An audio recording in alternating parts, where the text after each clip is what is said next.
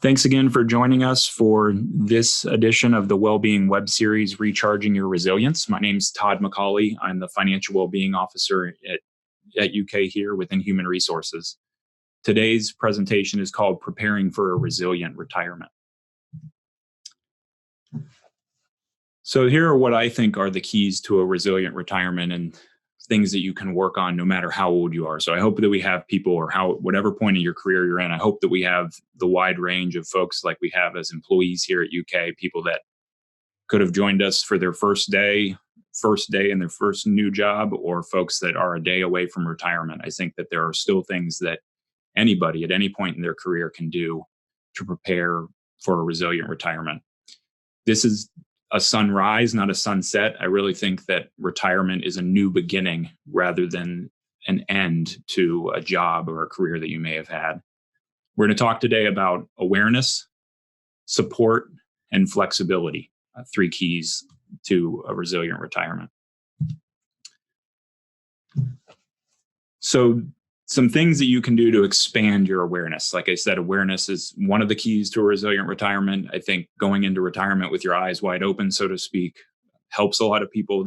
As human beings, we have a fear of the unknown that's pretty well wired into us. So understanding your situation, understanding your current situation, understanding the path to get to retirement, and then a key piece of your retirement income. I think all three of these things can expand your awareness. So we'll talk about budgeting. I know that there's a lot of negative connotations that come with the word budget in our culture, but I think it's a fundamental financial behavior and something that will help now, tomorrow, and on into retirement. We're going to talk about using retirement planning tools. There's a lot of tools available. They all do similar things, but they can help you know if you're on track and what you need to do to get on track if you're not on track already. And then we're going to talk about checking your Social Security. I think it's an important thing for folks to do, especially UK employees. If the majority of your time here in your career is here at UK, then you've been paying into Social Security, and Social Security is going to be one of your biggest assets in retirement. So it's important that you have some awareness around Social Security. Again, there's a lot of Social Security is a perfect example of a financial institution that there's a lot of misinformation out there about Social Security. And I always get asked, is Social Security going to be available? I think it's important to personalize the Social Security experience and gain some awareness yourself. So I think it's really important, and I talk to a lot of employees in one-on-one counseling and in group settings about creating a budget or creating a budgeting habit. So budgeting habit for me has three important components. One, you want to have a plan before the month starts. Most budgets run off of a monthly cycle just because a lot of bills run off of a monthly cycle, like mortgage and rent and utilities, credit card bills that are due every month. You name it, a lot of bills run off a monthly cycle. So I think that's kind of the default for budgeting. Someone's paid bi-weekly, like many of the employees here at UK are. They may need to run a bi-weekly budget or a weekly budget because of the timing of their income and their expenses. But once they have a month's worth of income in savings or in checking, they can move to a monthly budget, which I think helps. So having a plan before the month starts is key. I like using spreadsheets, but you can also use a piece of notebook paper and a pencil. Write down a plan before the month starts. Start with your income at the top of the page, what's going to be coming in that next month, and then list expenses, categories for giving and saving and essential expenses and discretionary expenses. All those need to be on that budget sheet. This is all about being intentional. So you want to give every dollar a job. You don't want to leave anything unallocated. Unallocated money will get spent, I assure you. If you've ever had a checking account balance that was a little bit bigger than you thought it should be, it typically is, that money gets spent one way or another. It's just human nature. So having a plan before the month starts is key. Then you want to track the plan throughout the month. I don't mean count every penny throughout the month. I've been married for 16 years. I used to sit down with my wife, who's not a money nerd like I am. And I would sit down with hundreds of categories and say, isn't this great? All this wonderful data I have on our spending and all these different budgets for all these different categories. And she would look at me and say, what am I supposed to do with this? Right. So you want to track categories that are going to impact your ability to stay on your budget. And what I mean by that is, for our family, we track clothing, personal care purchases, and eating out. Those are the three categories that we've identified as a family tend to break our budget, right? Or break the plan. We're not going to get into trouble with gas. We have 3 young kids. We're not going to go on some random long road trip and spend a bunch of gas money. We're not going to get into trouble using too much water or using too much electricity. So you really track the things that are going to impact your plan. And then you want to do it again for the next month, right? It's a constant. I tell people, I describe budgeting as the eating healthy and exercising regularly of the financial world, right? This has to become the new normal of just having a budget, plan before the month starts, track it throughout the month, rinse and repeat, do it again the next month. So I think that's key. I love reading about habits. I was driving home from work, and NPR had another book on habits, good and bad habits. And habits are really interesting because we do a lot of things in our lives just out of habit without even thinking about it. The key to establishing a habit is making it easy. So the easier you can make this budgeting process, the more likely you are to stick to it. You can also bundle it with something. So if you're having trouble sitting down once a month with a significant other to come up with a budget, spend a half an hour doing the budget, and then tie it with a reward of some sort, something that you enjoy doing together that you only do after talking about the budget for the month, say. So there's some tricks. Happy to talk to people about that. If there's any challenges creating this habit, as you can probably tell, I think it's really important. And people are always surprised when I start off talking about retirement that I talk about a budget. But I can't tell anybody if they're going to have enough money to retire if they can't show me how much money they're planning to spend out of their retirement accounts. So budget is hugely important. And it's primarily an awareness tool. That's why it's under this awareness category. A budget is not going to control your spending. A budget is just like the tachometer, the speedometer, the fuel gauge on your car. Those are there so that you know how fast you're going and how soon you're going to run out of gas. They're awareness tools. They're not going to control your driving. So the retirement tools that are available through Fidelity or through TIA, our 2 retirement plan providers here at the University of Kentucky, are very good tools. Those tools let you know if you're on track. So you're going to start at point A and try to get to point C through point B in your career. You want to know if you're on track to reach the financial goal that you have set for retirement. So those tools use Monte Carlo analysis, which is a probability analysis. They jumble up the sequence of returns to see in different market environments, are you still on track? I mean, they're never going to give you 100% on track number, right? It's a percentage. They're going to give, the high 90s is about as close as you're going to get to 100%, because there's always that one scenario that's really bad that no one's going to be on track for retirement. So use these tools, understand whether you're on track or not. The sooner that you start using the tools, the sooner you can make course adjustments, the smaller the adjustment is that you're going to have to make. So the analogy I use to understand that is, if you picture a big ocean liner out at sea, if they're trying to get to New York, let's say, if they're really off track and they're far out away from the shore, they just need to turn a little bit and they can go from New York to Philadelphia just by turning the wheel a little bit, because they're all over that eastern seaboard. But as they get close to shore, they're going to have to make a bigger correction, bigger course correction to end up where they want to be. So retirement's the same way. The sooner you identify that you're not on track, the better, because you're going to be able to make a smaller course adjustment and get back on track. So through Fidelity and TIA, you can use the tools online on your own. You can sit down with TIA and Fidelity representatives, because we get a tremendous amount of support from Fidelity and TIA for our participants. You can also use a bunch of other tools that are online. You name a financial company, they've got a retirement tool. So if you find one that you like, go with it. And if you have questions about whether the one you like is good or not, shoot me an email or give me a call and we can look at it together. So Social Security, especially as you get closer to retirement, is not just a card in your wallet anymore. It's something that starts to mean income in retirement as you get closer. But I think that even folks that are 20, 30 years away from retirement should still be comfortable with a couple of things when it comes to Social Security. You want to check each year. Now, they used to send us Social Security statements in the mail a few months before your birthday. They stopped sending those. Mailing cost, I'm sure, was part of it, but also there was language on that said, this is if Social Security stays solvent, that we'll be able to give you these benefits. So a lot of cause for concern just with the language that they started to use on those. So they stopped mailing them to people.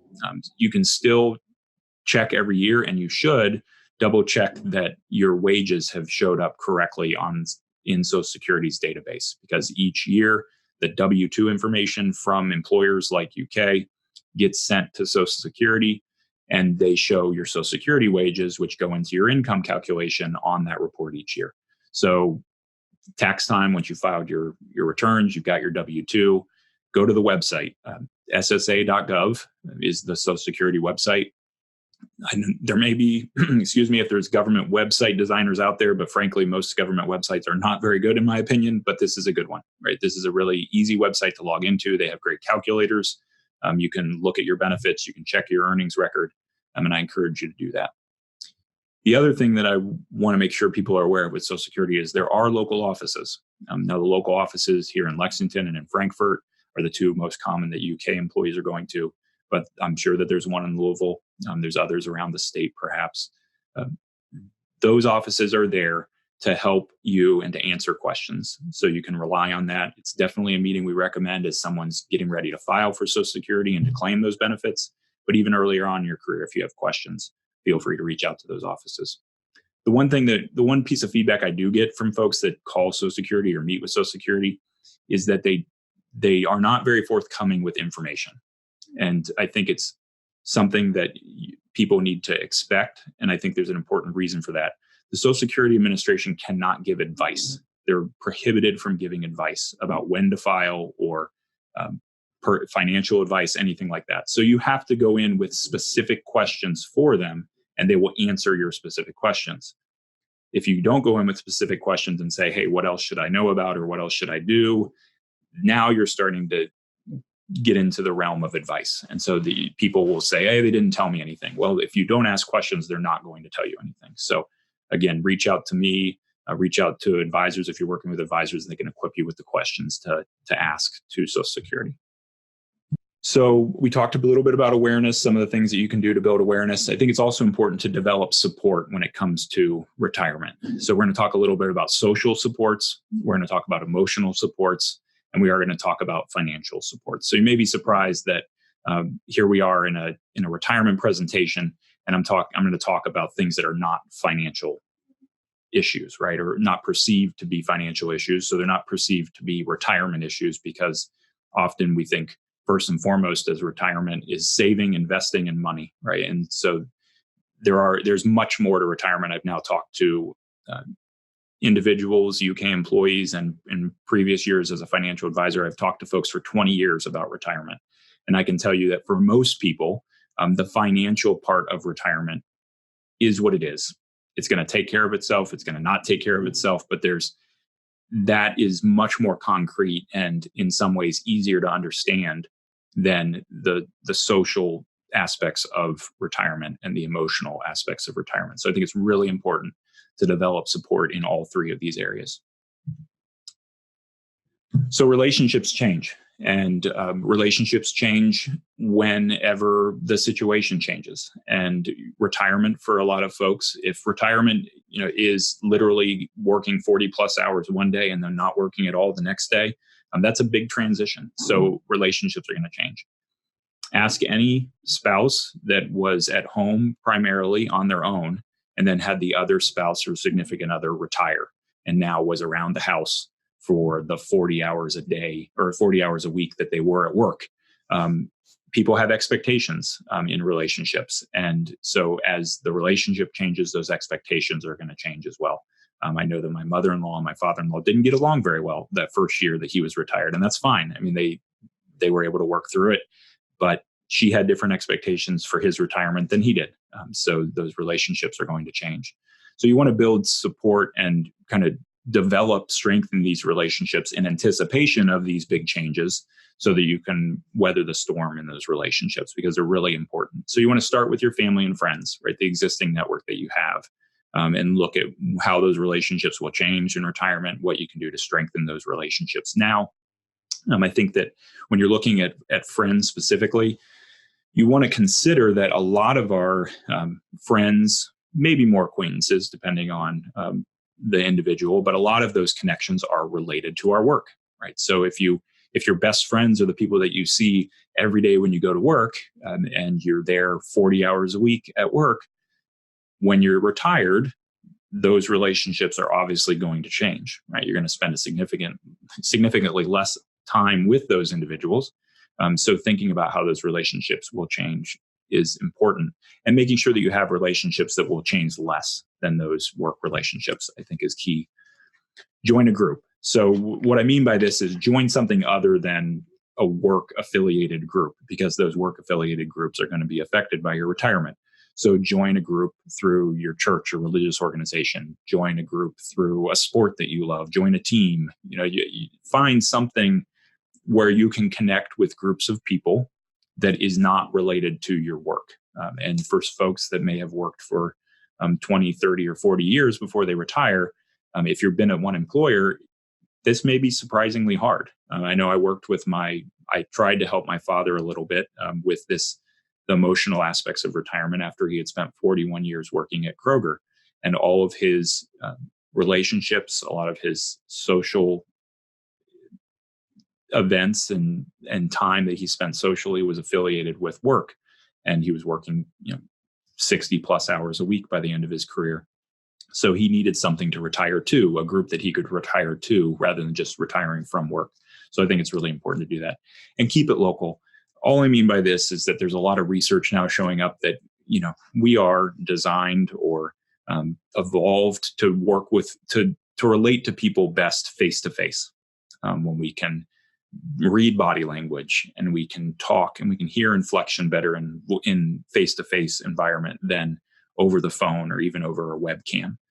So keep it local. Find support in these relationships that are close by. Now, it may mean in retirement that if you have family elsewhere, a lot of people do move to get closer to family. And again, if that's a transition you want to make, it is going to be a change to those relationships. I moved from Massachusetts to Kentucky here 4 years ago to get closer to family. Not all of those changes in the relationships with family were initially positive, right? Not to say that we regret the decision. We love being closer to family, but now that we're more involved in our family's lives than we were for 15 years when we were living in Massachusetts, those relationships have changed. Emotions are part of every change as well. So I think it's really important to be in touch with the emotions. A lot of people are caught off guard by the emotions involved in retirement because it is a big change. There are strong emotions, both positive and negative emotions when it comes to retirement. So that's going to be part of the transition. We have great resources here to support UK employees when it comes to emotions and mental health. We have work-life counselors that are great and that you can sit down for up to 5 appointments during a fiscal year and meet with our work-life counselors. So if you're experiencing any emotions around retirement, even if it's early on stressing about saving for retirement, I'd encourage you to talk to somebody about that, to deal with those emotions. Today is World Mental Health Day, so what better day to make sure you're aware, if you're not already, of the great work-life resources that we have here through the work-life counselors.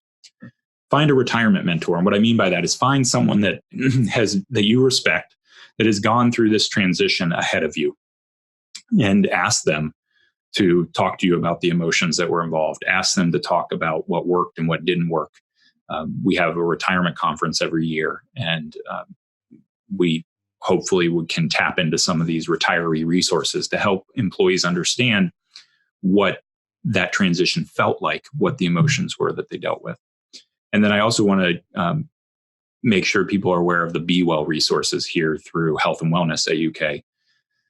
Tremendous resources for being present in these emotions, for working through these emotions, for supporting you in anything that you're dealing with. And I know I've taken advantage of both the counselors here at UK and Be Well, and they've helped with emotions that I'm dealing with. And I think they're a great resource to help with the retirement emotions as well. So financial support is part of the picture, but hopefully you now understand that it is just part of it, right? I think we tend to put a lot of focus on financial support. I think there's some consumeristic reasons for that. There's some industry-specific reasons for that. Financial advisors get paid a lot more than friends and mental health practitioners, right? So the financial advisors are out there promoting their services when it comes to retirement, maybe in ways that other folks are not. But financial support is important. I'm the financial well-being officer here. I run a financial well-being benefit for UK employees. So we have resources that you can tap into there with one-on-one counseling and group presentations and web resources to feel supported financially.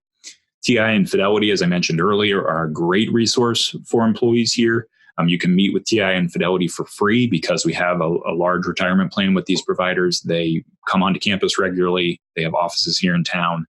TI has an office on Harrodsburg Road that you can meet with these advisors and make sure that you're feeling the support you need around your finances.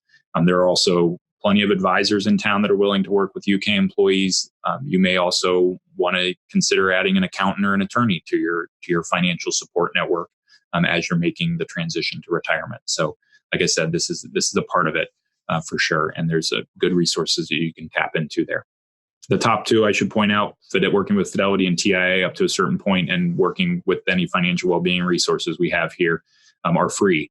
Whereas for advisors, accountants, attorneys, you're going to pay for those services. So the last thing I want to talk about is improving flexibility and what that can do to help with this transition or preparing for a resilient retirement. So we're going to talk a little bit about flexibility when it comes to timing. We're going to talk about flexibility when it comes to working, and we're going to talk about flexibility when it comes to your income and some things that you can do there. So you may have heard this saying that timing is everything. Timing is not everything, but it is important. I think that you ask anybody that tried to retire in 2008, right when the Great Recession was happening, and they may not have been able to. They may have needed to work 1 year longer or work a couple years longer to wait for those retirement balances to come back up before they could retire. Same thing in 2000. I started working at Fidelity prior to coming here to UK in 2000. And it was right when the internet bubble burst. And I was answering 100 phone calls a day with people that's retirement accounts had gone down and they were not going to be able to retire when they thought they were. So timing is not everything, but it is important. So you want to focus on what you control. Those two situations that I controlled, if someone had the unfortunate circumstances of being planning to retire in 2008, they may have been out of luck. Nothing they could have done in their portfolio other than having a crystal ball and anticipating the decline and moving everything to the money market, the safest or to cash in their account. There was nothing they were going to be able to do about that. But it's really easy for folks to beat themselves up. I call it Monday morning. Well, I didn't coin this phrase, but it's Monday morning quarterbacking themselves to death when it comes to their financial decisions, saying that they should have been able to anticipate, or if only they had done something differently. That's not helpful in life in general. I do that all the time in life. I don't do that with finances, maybe because of my background, I've just seen that a lot of this stuff is outside of our control. So you want to focus on what is in your control. And so when we think about the timing of retirement, what can you control about when you retire? You can control how much you save, because if you save more, you're going to be able to retire. You're going to have more money and you'll be able to maybe retire earlier. There's a whole financial independence, retire early movement, a FIRE movement, where people are trying to reach financial independence in their 30s and 40s by saving upwards of 50% of their salary, aggressively saving, so that they can attain financial independence. So they might not retire in the true sense of the word if retirement means stop working, right? But to them, it's just financial independence, being able to do what they want, not being beholden to a job necessarily to provide for them, to have the savings to do that. So you can control your savings. You can control your health. And that's what these bottom two bullets are. Who would have thought that the finance guy was going to plug Move Well and Eat Well in a retirement resilience presentation? But I have met with a lot of employees where the timing was out of their control for when they retired because of their health. So anything that you can do to maintain your health now, to exercise regularly. If you haven't already been to the employee gyms, you should. If you haven't met with one of the exercise folks here at UK that can help you with a plan for whatever goal you have, you should. Same thing with the dietitians and Eat Well. It's not just about weight loss. It's about eating well, exactly what the name says, right? It's about eating for whatever goal you have. So take advantage of these resources. They, believe it or not, I think those two things, having a healthy lifestyle from an eating standpoint and exercising regularly, are two of the most important things you can do to have a successful retirement. Because I've met with employees who haven't taken care of their health, and now they have to retire because the doctor literally has said your job is not healthy for you because you're sitting at a desk for way too long during the day, or you aren't getting enough exercise, or you're not eating healthy because of your work. So focus on what you control. You can control your savings. You can control your current habits, eating well and exercising regularly. And that can go a long way to make sure that the timing is more in your control as far as when you retire and what happens there. So working can be part of retirement. So the term retirement comes with a lot of baggage for folks, I think, because we've been marketed to by companies that benefit if we see retirement in a certain way. So in the 50s and 60s, this whole retirement community and the golden years of retirement idea was frankly created by marketing companies. And probably the state of Florida had a lot to do with that as well, right? So they design retirement to be that you have to buy a house that's specifically for retirement, and you need to retire in a certain way. The term retirement actually goes back even further in time to the German Republic, when they were trying to retire inefficient workers from the workforce and replace them with more efficient workers. Obviously, that's not the way we use the term now. But like I said, it comes with a lot of baggage. So retirement might not mean stopping work entirely, to go from working 40 plus hours a week to go to working 0 hours a week. That's a big transition. So here at UK, we have something called phased retirement, where you may be able to retire gradually. Now, this is up to the department because obviously not every position will this work, but you can retire gradually. You can go from a 1.0 FTE to between a 0.5 and a 0.8 FTE. Again, if this is entirely up to your department, if it's something that they can do for your position. And so you retire more gradually. Another option is retiring completely and coming back in steps as working retiree. That way you can work anything above a 0.2 FTE and come back to UK and contribute maybe in some different way to the UK community than you were in the past before your retirement. So another reason why working can be important in retirement is that a lot of people attach their identity or their purpose to their job, right? And I can use my father as an example here again, where after 41 years of working at Kroger, a lot of his identity was tied up in his position and his responsibilities at Kroger. And when he didn't have that anymore, he would sit around the house in sweats much longer than my mother wanted him to. And he needed to take some time to identify another purpose and another reason to be motivated to stay healthy and exercise and get out of the house occasionally. So working can be a part of kind of tapping back into that. Use the skills that you've developed here at UK to work somewhere else if you don't work here at UK, so you can tap back into that identity and purpose. Contributing in some other way to the community, and earning some money, obviously, is a reason for working part-time that may be part of your plan. When it comes to income flexibility, I think that people get this misconception that in retirement you're on a fixed income because that's the term they've heard referred to as your retirement income is fixed, right? And that's scary, right? Things that are fixed don't increase, and that scares people. But I honestly think that most people's income in retirement is more flexible than their income when they're working. Right now, I can work one job, right? I have one job at UK. I have 3 young kids, so I can't do a side gig. I can't do other things to try to make money. In retirement, I'll probably have at least 3, if not 4 sources of income. I might have earned income from a job. I'll certainly have Social Security.